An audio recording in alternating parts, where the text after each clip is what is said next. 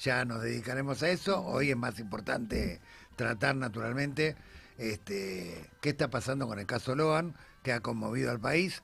El 13 de junio del año pasado, Loan desaparece en un almuerzo familiar en el Naranjal, en la localidad de 9 de Julio, provincia de Corrientes. Y ha pasado un año, ha corrido mucha agua bajo el puente. La jueza acaba de elevar la causa, cerrar la instrucción y elevar la causa al tribunal oral.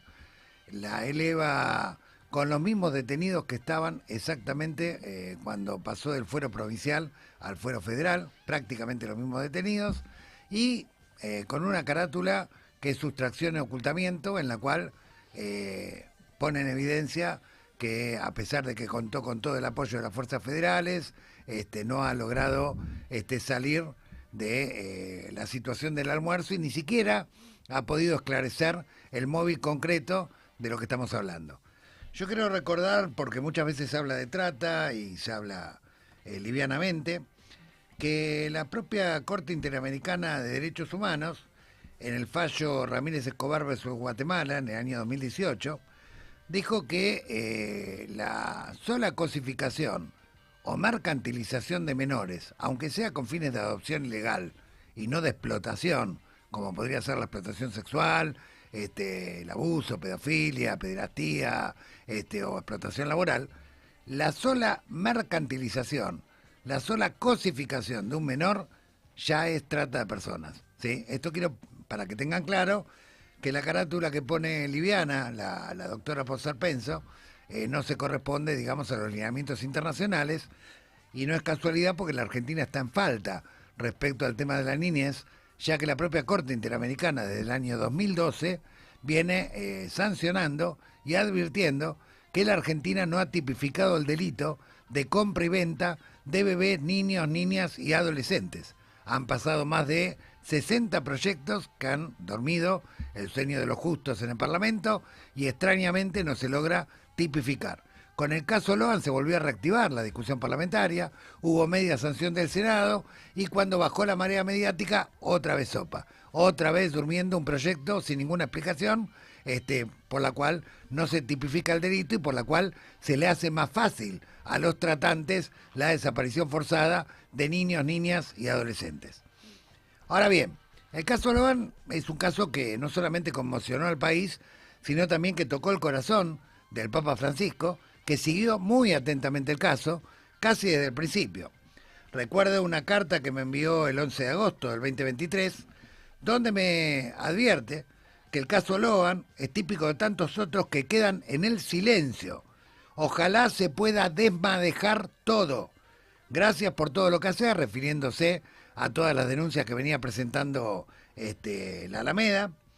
También en otra carta se refiere, digamos, a la iglesia local, concretamente a la de 9 de julio, y que me manifiesta que le duele, porque la iglesia tendría que ser la voz de los que no tienen voz, el silencio profundo de la iglesia del pueblo de 9 de julio, digamos que no se expedía concretamente en relación a todos los delitos que venían ocurriendo mucho antes de la desaparición forzada de Loan, que los admite el intendente públicamente en una asamblea que tiene con los vecinos y lo filman varios medios de comunicación nacionales, cuando reconoce, digamos, de que el pueblo hace rato que tenía serios problemas de narcotráfico, serios problemas delictivos, de cuatretismo, etcétera, etcétera. Bueno, situación que evidentemente Francisco tenía muy clara, porque cuando habla de desmadejar se está refiriendo a desenredar de alguna manera una madeja bastante compleja, delictiva y de corrupción. El 15 de enero de este año, poquito antes de que Francisco fuera internado, una de las últimas audiencias generales que Francisco tuvo, se refirió concretamente a la compra, venta, a la trata y el tráfico de menores, y recordó muy especialmente el caso Loan. Dijo textualmente: hoy quiero recordar a Loan, cuando en la calle, en el barrio de la parroquia, estas vidas perdidas se ofrecen a nuestra mirada, a menudo miramos para otro lado. Y prosiguió: una de las hipótesis es que se lo llevaron para extraerle órganos, para hacer trasplante, Y esto se hace, ustedes lo saben, esto se hace. Algunos vuelven con una cicatriz, otros mueren. Es por eso que me gustaría recordar hoy a este chico Logan. Obviamente esta es una hipótesis, no es una certeza. Lo que quiere decir Francisco es que muchos menores que desaparecen forzadamente una vez que son explotados sexualmente hasta la propia muerte, no contentos con esto, además lo siguen comercializando a través del tráfico de vehículos, porque la jueza contaba con toda la fuerza de seguridad, federales, contaba con todo el apoyo concretamente logístico, y claramente siguió girando en círculo. Lograron acallar a un montón de medios, después explicaremos bien por qué. Varios medios se fueron retirando del lugar, solamente quedaban los medios complacientes con el gobierno local, mientras se seguía sin investigar el fondo de la cuestión. Y lo concreto es que a 8 meses de haber acallado los medios, de haber sacado supuestamente los obstáculos que eran estas personas que entorpecían, en teoría, de habernos inclusive rechazado nosotros, que nos presentamos como querellantes y nos rechazaron en primera y en segunda instancia, a pesar de que habitualmente la Alameda en casi todas las causas judiciales de trata, cuando se presenta como querellantes, es aceptada, porque ese es el objeto, digamos, con el cual actúa la Fundación hace muchísimos años. Una vez que lograron sacar los supuestos obstáculos que no la dejaban investigar, pasaron 8 meses y la causa sigue exactamente igual. Con lo cual, evidentemente, hay una negligencia manifiesta, y frente a esta negligencia manifiesta, hicimos una primera presentación el 5 de noviembre del año pasado, y volvimos a hacer una presentación el 5 de junio de este año, hace poquitos días, en la cual, de alguna manera, nos hacemos 30 preguntas. Ante el Consejo de la Magistratura. Exactamente, la denuncia es ante el Consejo de la Magistratura, es una denuncia que ya el Consejo de la Magistratura le dio lugar y la giró al Comité de Acusación, o sea que se inició el proceso de investigación pidiendo la remoción de la jueza, y ahora hicimos una ampliación el 5 de junio, también ante el Consejo de la Magistratura, en la cual le manifestamos a los consejeros que la jueza siguió girando en círculo, que se negó taxativamente a investigar a fondo al poder político que aparecía comprometido, al poder policial, al poder incluso judicial, provincial, al narcotráfico, y bueno, y expusimos 30 preguntas que muchos periodistas hicieron, que muchos medios hicieron, que quedaron sin responder y por supuesto sin investigar. Vamos a esas preguntas y vamos a analizar un poco el fondo de la cuestión. ¿Por qué se demoraron en lanzar el alerta amarilla de Interpol y el alerta Sofía, y se demoraron días con la hipótesis del extravío? ¿Por qué la justicia federal nunca investigó las irregularidades de la instrucción en el fuero provincial, pese a ser denunciadas en la primera oportunidad? Efectivamente, la Alameda fue la primera que denunció que no se estaba aplicando el Protocolo Nacional de Búsqueda, que se estaba perdiendo el tiempo en las horas críticas con la hipótesis absurda de extravío. Todos recordarán los caramelitos que iban poniendo a lo largo en los alrededores del Naranjal y ridiculeces por el estilo. Bueno, la pregunta del millón es si el no aplicar el alerta Sofía a tiempo, sistema de búsqueda de personas, el alerta amarilla de Interpol, digamos, todas las medidas integrales que significa el Protocolo Nacional de Búsqueda cuando desaparece un menor, forzadamente un menor, ¿se debió a negligencia o se debió a complicidad? Nunca se investigó.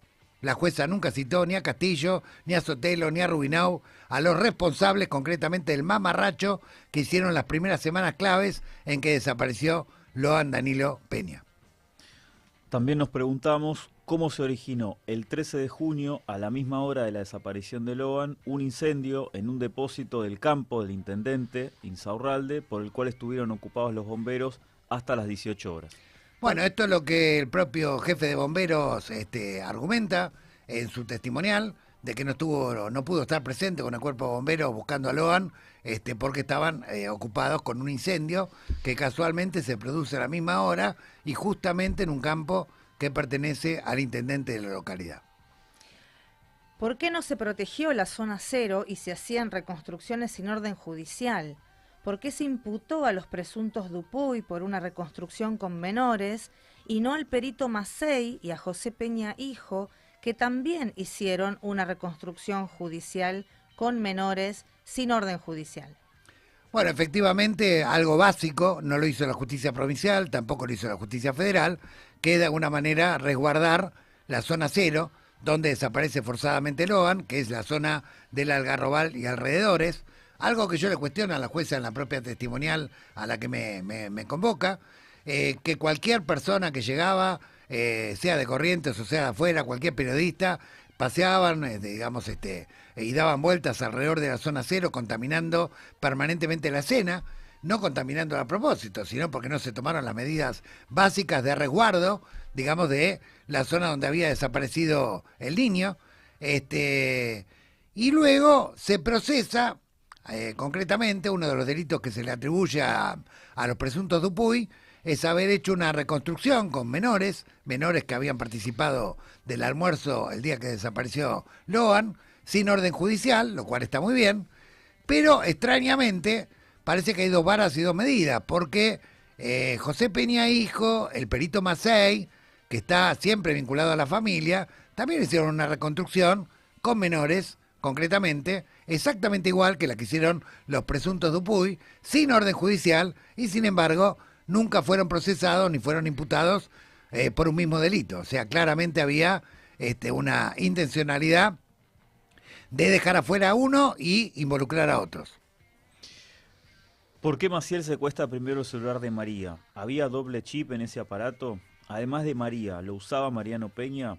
¿Había alguna comunicación desde ese celular entre Mariano Peña y el condenado por narcomenudeo local, Juan Maidana? Bueno, hay un personaje clave el 9 de julio, que es Juan Maidana, que es el principal distribuidor de estupefacientes, concretamente de 9 de julio y alrededores.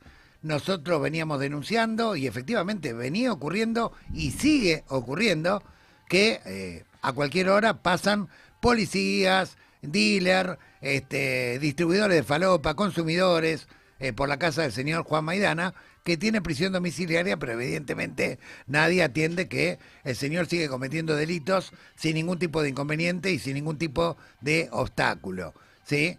Hay muchísimos vecinos que han afirmado las vinculaciones previas que había entre uno de los hermanos, el hermano mayor, Mariano, y Maidana. Nunca se investigó esta cuestión, nunca se investigó si había deudas, si hubo comunicaciones telefónicas, como afirmaban muchos vecinos, como afirmaban muchos testimonios.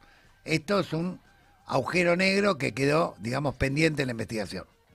Además del delito de cuatrerismo, ¿por qué otros delitos había sido fichado Benítez en la comisaría de 9 de julio? ¿Hacía encargos para la comisaría extorsionado por sus antecedentes delictivos? Bueno, una cuestión básica es que todo el mundo sabía que Benítez vivía el delito y solamente tenía una causa por cuatrerismo. Evidentemente, muchos de esos delitos la policía se los, entre comillas, perdonaba para después usarlo como mulo para diversas actividades delictivas. Esto tampoco se investigó a fondo y tampoco se tuvo en cuenta en el contexto de la causa. Nos preguntamos también por qué afirma Ramírez en un video que le ofrecieron 5 millones de pesos para inculpar a Benítez. ¿Por qué nunca se investigaron estas afirmaciones? Y en caso de que se hayan investigado, ¿quién y por qué ofreció ese dinero para falsear su testimonio? Sí, escandalosamente el periodista Ale Puebla publica un video de los primeros días, digamos, de la investigación, en el cual Ramírez reconoce que se le ofrecieron 5 millones de pesos para inculpar concretamente a Benítez y para falsear la realidad. Esto tampoco, no solamente no se investigó, sino que recién se conoce ahora, incluso hasta por los abogados defensores o creyentes en la causa. ¿Quiénes son y por qué 3 policías de la provincia de Corrientes le dijeron a Camila que culpe a cualquiera, así cerraban la causa, antes de que pase al fuero federal? Exactamente, y acá aparece otra negligencia de la policía provincial, que le pide, o de la Fuerza de Seguridad, que le piden a Camila que inculpe, al igual que le pidieron anteriormente a Ramírez respecto a Benítez, que inculpe a cualquiera para cerrar la causa. Evidentemente estaban apurados para tapar algo más grosso. ¿Por qué no hubo asistencia y contención desde los organismos de minoridad para con los menores de aquellos adultos detenidos y se permitió algunas semanas de facto que intervinieran con los menores los presuntos miembros de la Fundación Dupuy en un hotel que fue pagado por el municipio y custodiado por fuerzas de seguridad. Bueno, esto es básico cuando se detienen mayores, al grupo familiar de adultos mayores completo y quedan los niños a la intemperie. Obviamente tienen que intervenir inmediatamente los organismos de minoridad para garantizar la contención y el resguardo de estos niños, algo que no hizo la justicia provincial ni tampoco garantizó la justicia federal, y sí permitieron que ante esta situación anómala intervinieran el municipio, que llamó a Lucio Dupuy llamó a uno que sí era miembro de la fundación, que a su vez convocó a otros, y así llegaron los presuntos Dupuy, digamos, a hacerse cargo del resguardo de menores. Nunca tendrían que haber asumido esa tarea, porque esa es una tarea que le corresponde a los organismos de minoridad, que hoy señalan con el dedo a los presuntos Dupuy, y nunca se investigó por qué ellos no se hicieron cargo de lo que les correspondía en las tareas legales elementales. Después se procesa a los presuntos Dupuy, digamos, por manipulación de testimonio, etcétera, etcétera. La justicia dirá si es cierto o no, pero lo cierto es que esa situación nunca tendría que haber existido. Nunca tendría que haber llamado el intendente a una organización, a un tercero privado. Nunca tendrían que haber pagado un hotel, digamos, para resguardar a los menores como hizo el municipio, y poner custodia a la fuerza de seguridad, que evidentemente las ponía el juzgado. Entonces, claramente, en algún momento el juzgado toleró, consintió esta situación anómala, por la cual ahora lo manda a juicio oral a un conjunto de personas que nunca tendrían que haber intervenido directamente en este proceso, porque la responsabilidad era de los organismos de minoridad. Vamos a seguir avanzando, son muchísimas las preguntas, vamos a tratar de hacerlo lo más rápido posible, pero lo que implica esto es que son muchísimas las preguntas que la justicia no se dignó a investigar, y por eso, a un año de la desaparición forzada de Loan, lo único que nos queda es su ausencia y la impunidad. ¿Por qué la Policía Federal de Goya le manifestó a Macarena en su primer declaración que su relato debía coincidir con el de su madre, porque si no perdería 10 años de vida? ¿Es cierto, como afirma Macarena, que fue amenazada por la PFA de Goya Abel, que entonces era su novio? Bueno, al igual que Camila, al igual que Ramírez, esto está en la testimonial de Macarena, por lo tanto, sobran las palabras. Nunca se investigó a fondo esta serie de aprietes, digamos, para tratar de inculpar a cualquiera. ¿Por qué Codazzi y Pellegrini convencieron a Laudelina de ir a declarar un relato falso ante un fuero que no correspondía a la causa? ¿Y por qué imputaron a Pérez y Cayaba del presunto accidente? ¿Sabían que Cayaba pasaba información sobre narcomenudeo a la Policía Federal? ¿Con la teoría del accidente querían retroceder nuevamente al fuero provincial? Bueno, esta es la pregunta que se hace todo el país y prácticamente toda la provincia de Corrientes.